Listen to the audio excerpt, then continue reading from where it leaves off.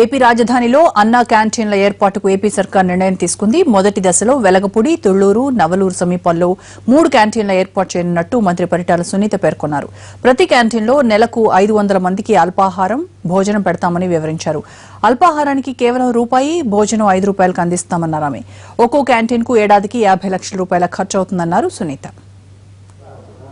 NTR canteen గురించి మా sub committee 1500 మంది 1,50,00,000 ఖర్చు. మాట్లాడు, కంప్లీట్ చేయి. ఫస్ట్ దశలో 3 పెట్టాలని నిర్ణయించాము. ఫస్ట్ వెలగపూడి ఎన్టీఆర్ క్యాంటీన్లో మేము పెట్టే భోజనం టిఫిన్ కానీ ఇడ్లీ సాంబార్, అదేవిధంగా పొంగల్. ఇడ్లీ సాంబార్ వచ్చి 1 రూపాయికి ఇడ్లీ సాంబార్, పొంగల్ వచ్చి 5 రూపాయలు.